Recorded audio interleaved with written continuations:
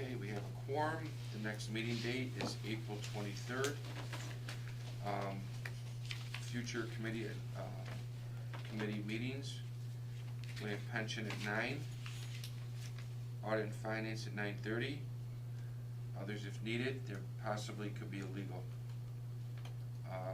At this point, I need a motion to approve the minutes of the February 26th meeting. Luella, So second. moved. Okay, Darlene, Luella, second. All in favor? Aye. Brian, Aye. Chief Executive Officer report. Thank you, Mr. Chairman. As I put in my report, and as Melissa noted, we did not draw any CARES funds for February, so our total drawdown so far is $27,835,000. As of the writing of this report, we had 19 employees out. That is now down to 15 as of yesterday for various reasons, COVID-related. Over the last month, the NIFTA board, my fellow CEOs up and down the thruway, and including TCAP, met virtually with members of the Senate and Assembly, including Speaker Heastie, Majority Leader Stuart Cousins, Senator Kennedy, Comrie, and Assemblyman Thiel. Regarding our STOA ask, what we're asking them to do is restore us to the 2021 enacted budget, which would be about $38.5 million. We actually budgeted 35 because we're not sure if we're going to get that. The budget is not out yet. The state budget is not out. So we're asking for it to be returned to the 2021 level plus 10%. We're asking for a 50% increase in STOA over the next 5 years. The Assembly budget that came out restored about 5% of the governor's 9% cut, and the Senate budget came out restoring all of the 9% cut plus the 10%. So they are now negotiating to bring this down to a state budget. The circulator, Chairman Lano joined me on March 10th. We had a press release, or press conference held at the Salt City Market, which there's a circulator stop across the street, and joined by Mayor Walsh, County Executive Ryan McMahon, President of the Downtown Committee, Council President Hudson, and Councilor Joe Driscoll, to unveil our circulator, which started the following week. This is a bus loop that makes a figure 8 through downtown, depending on traffic, a 12 to 15-minute run, and it can move you through the busier parts of downtown. No, I want to just comment on that. I was very proud of the authority, and you, Brian, you had some vision there along with your team. I think it's a nice enhancement to downtown, to some of the areas to get around when life comes back to normal. I was very impressed with it. I think you folks put together a nice program that day, and I believe when things get back to normal, that's going to be very popular. Thank you. And then we hopped on the bus and drove the route, so everyone could see what it was like. CMAQ, which is Congestion Mitigation Air Quality Grant that we received. What we did with that money is put service on the road that where it was a transit desert. There was no service heading down Northern Boulevard, East Tap Road area out to the Hancock Air Park. We did, we've also contacted some of the businesses out there. We designed the route to coincide with their shifts. There's a lot of manufacturer and delivery type companies out that way. And that kicked off the same week as the circulator. Reaching productivity milestones. This is our employee incentive plan that I mentioned to you a couple meetings ago.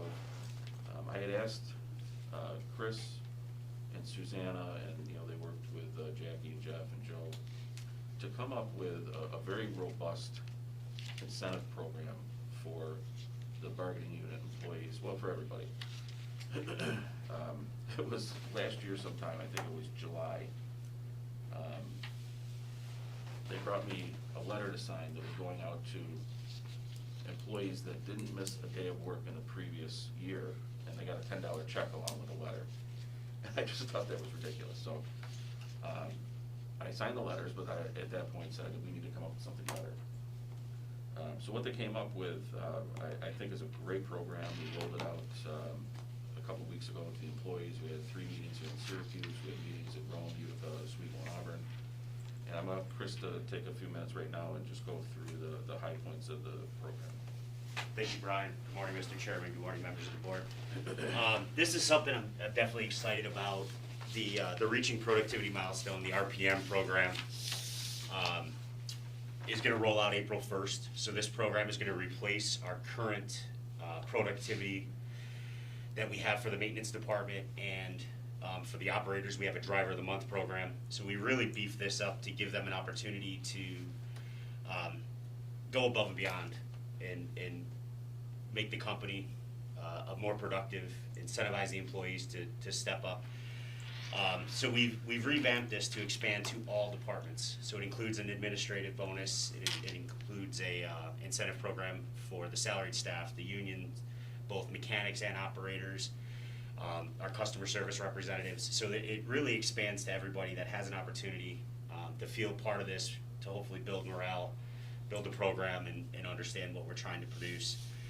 Melissa did talk about the program in her budget as an increase, but our goal with this is that the program will essentially fund itself by minimizing the number of call-ins or miss-outs, minimizing the number of accidents that operators could have, as well as maintenance employees in the garage or out on the road. So we've spent a lot of time looking at different variables of how we can fund this internally by making these savings in these steps. As Brian said, Joe DeGray, Susanna, Jackie, and that was the big team to putting this program together. But now taking it to the next step, the marketing team and Steve's team, I'd like to thank them because they now have the task. As we presented an award to a 53-year employee last month, this program also continues on that to recognizing people for milestones of years of service, which we are calling the Community Commitment Award. So that recognizes employees for longevity for various years, and then adding recognition of 35, 40 years of service to bring them in front of the board to be recognized from your behalf. So that program does that, and that's where marketing comes in, because now they have the task of designing these awards and putting together new branding and logoing for this program. If there are any questions? I reviewed that last week with you folks, and I like it because it's based on merit, okay? And above and beyond, and I look at the savings of, it costs us money when people miss work, okay? I think it's a motivator, from a psychological standpoint. I am 100% behind this, and I know the board would be too. I like it, and I like it that it affects, all levels of staff here, operators, mechanics, administrative. I mean, it covers all pockets, and there's different criteria and benchmarks that people need, but they have to meet that criteria. There's nothing like, there you go. You gotta hit it before you get it. So, Yeah. I've been very consistent with my message to the bargaining unit employees that I'm willing to pay more money for people that bring their A game every day. And people that add to the bottom line get more money. People that detract from the bottom line won't. Yeah. That's simple. Definitely draw my attention, because I've been around a while and I haven't really seen anything like this for an organization like this. And this does cover all properties as well, so it's expanded to Utica, Rome, Oswego, Auburn, so it's very encompassing, and it's above and beyond. This is a company item that we wanted to roll out to them, so it's not part of the union negotiations. This is something we're proposing. It's good. It's good. Anybody have any questions for Chris on this? Tina, Darlene? Thank you. I think it's good. No, I think it's a good idea. Yeah. Sorry. Okay. It's a good incentive, Yep. And I believe especially since we just had COVID, it definitely, to me, would help the bottom line. Okay? It's almost as if, if you're in a retail sale and you have to sell so much to get to the, so the point about it, if they are able to help eliminate all the extra expense, that would help also and give the morale, build up morale. Good, yeah, great. That's all included in the budget, Melissa stated, so there's no action that the board needs. No, and as Chris stated too, that, if this truly works, it should pay for itself. You're gonna save money on overtime, you're gonna save money on accidents. Good, excellent, good work, everybody, good, Thank you. very good work. Next, so March 15th was a busy day. We rolled out the CMAC, we rolled out the circulator, and we also rolled out Expo Center service. So we have a free bus ride from the hub out to the Expo Center to get your COVID vaccine. We're running that 7 days a week.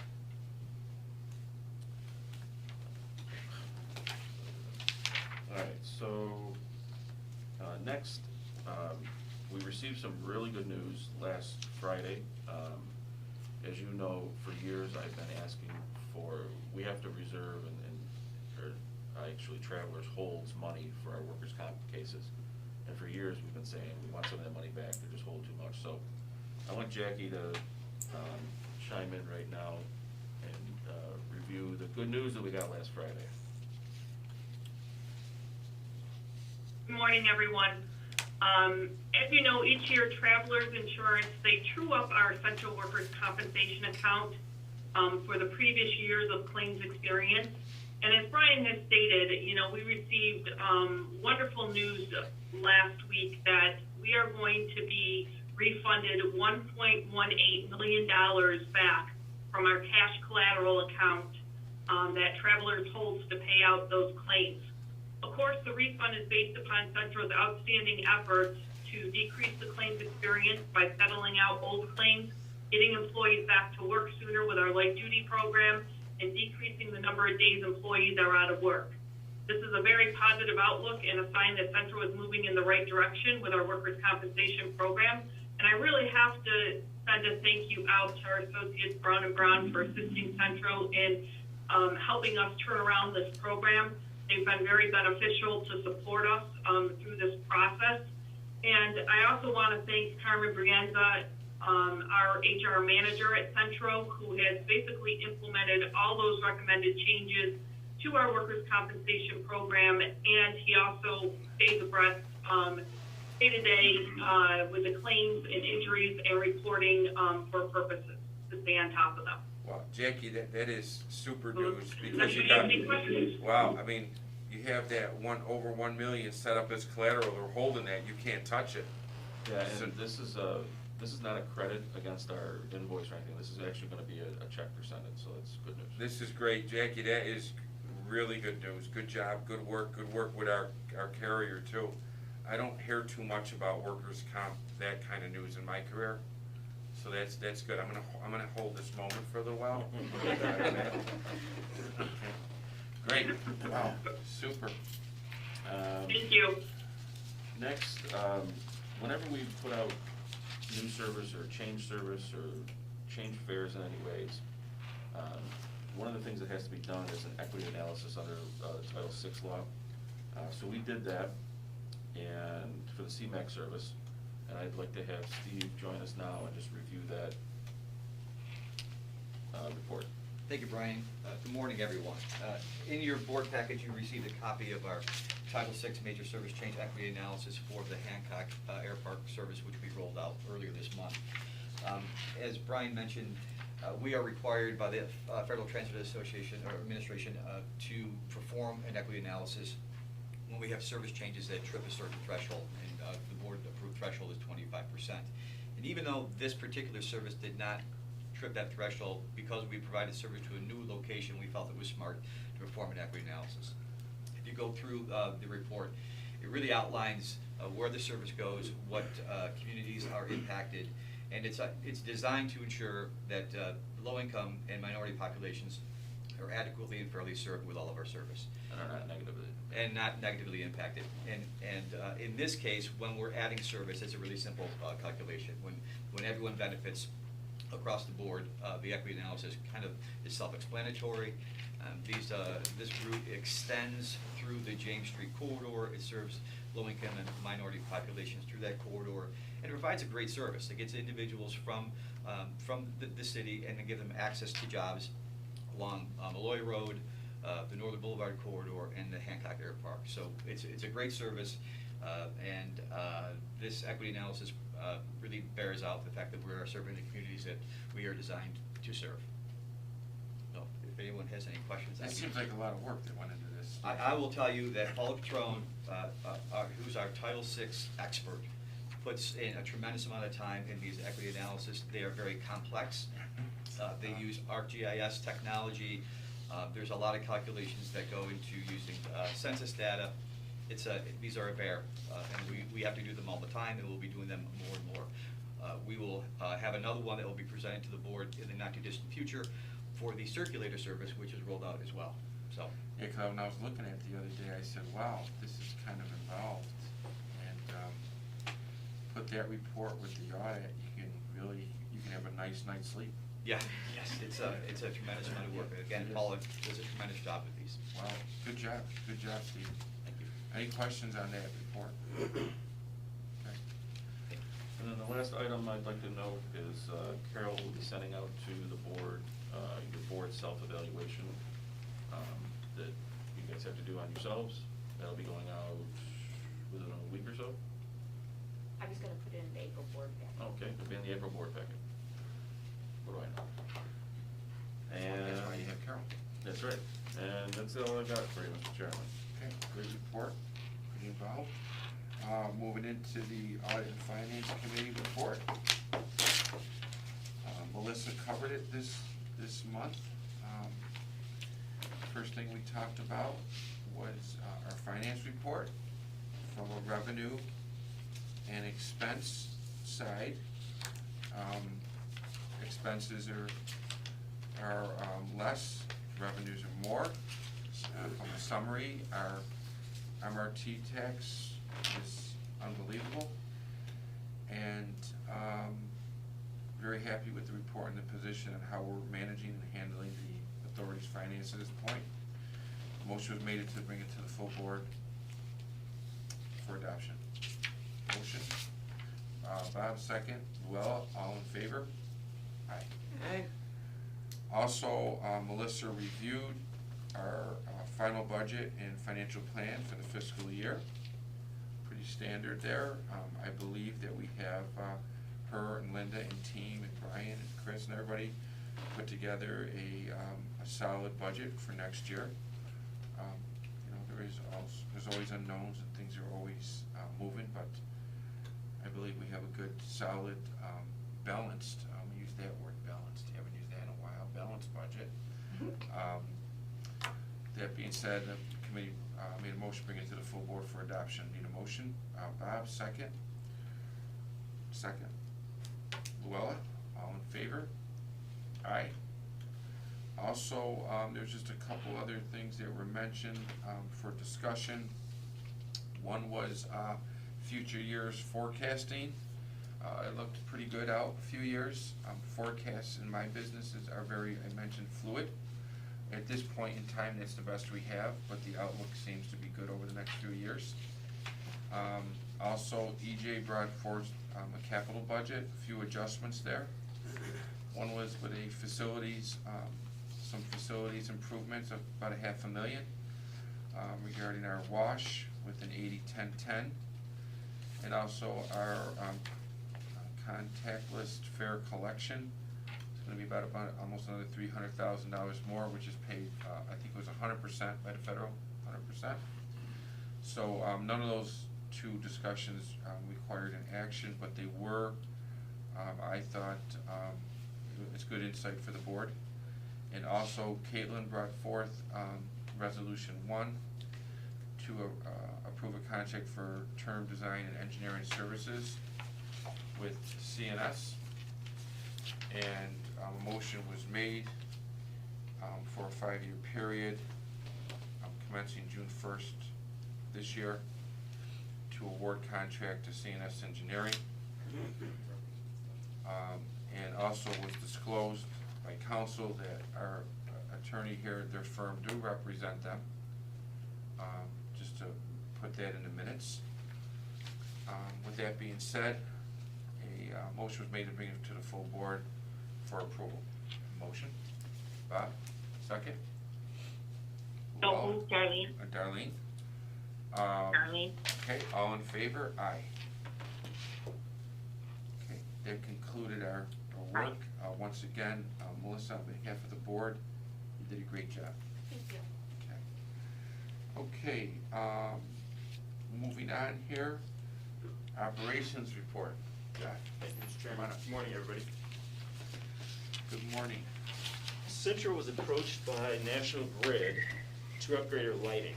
National Grid inspected the Cayuga, Oswego, Auburn, that's Cayuga, Utica, Rome locations along with Syracuse Hub and the RTC. They provided proposals to retrofit old fluorescent light bulbs to LED.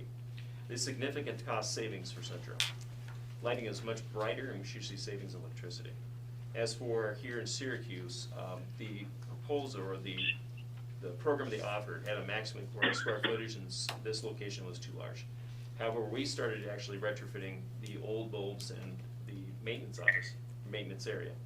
And with that, the lights are brighter and safer work environment and we should also see some cost savings. You know, I did a project like that. Did people originally say, whoa, these lights are a little bit too bright? Did you go through that at all? Absolutely. Where they Okay. did it, you could see down the road where they had the old bulbs, it was night and day. Yeah, And it's so much more brighter and safer for the mechanics who are working. great, great. No, that's a good project, and the cost savings keeps escalating because of what you would have paid with the old lighting system, now what you will pay with the new, that's continued savings. That's great. In addition to cost savings for the employees changing them, the fluorescent. Oh, light- yeah, that's another thing. Sure, get up on that ladder. And we have current ones, we haven't replaced any bulbs in 5 years. Okay. So, moving on, negotiations with ATU 580 regarding the bargaining agreement for Syracuse, Cayuga, and Oswego. It's continuing, we are making progress, Good. however, we still have some work to do. Good. We have 13 new bus operators just graduated their training, and they're driving routes. Employee training consists of 10 weeks. It's 3 weeks of in-class, and then 7 weeks behind the wheel, which also consists of bus instruction, pre-road test, and route training. So when they're behind the wheel, when they get out there, there's a more senior person that's with them. Absolutely. Yeah, they all get turns to turn the wheel and figure out how it Good. works. We have more classes in May, June, and September. And initial meetings for the state fair started. We are getting prepared for the fair, and we'll keep the board posted as more information arises. Any other discussion with, any activity with SUNY? I mean, that's SUNY, Syracuse? No? No. No? Okay, good, Business as usual with them. good. That's all I Questions? have. Questions? No? Okay, good report. Thanks. Nice job. Okay, moving on to legal committee, I'm substituting for Joe. He's excused this month. Legal committee met regarding the legal matter, and there no action was taken in that, okay. Any old business to discuss, Mr. Schultz? No, Mr. Chairman. Chris, any comments? No, sir. Okay, with that being said, let's move for an adjournment here, and, what do you got? Nominating. Oh, I'm sorry, I apologize, Luella, and I wrote it down in somehow so you can scold me. I apologize. The nominating committee, there was discussion, I wanna turn this over to Luella, who's our chairwoman of the nominating committee, to talk about the slate of officers for, this upcoming year. Luella? At this time, we have decided to, maintain the same slate of officers that we had for the previous year. for the upcoming year. Very good, so that would be, Tina Fitzgerald as treasurer, Darlene Lattimore as secretary, Robert as vice chairman, myself as chairman. Thank you for your work on that. And, do we need a motion on that, slate of officers there, council? No, the same, you just ride with it. Okay. All right, so we'll throw it on for the record. A motion's out there for the slate of officers as presented by Llewellyn. Got it. Robert, second? Second? So moved, Darlene. Thank you, Darlene. All in favor? Aye. So moved, second. Thank you. Okay, super. Aye. Got it. Want to thank everybody's work, and we'll move for adjournment. See you next month. Thank you.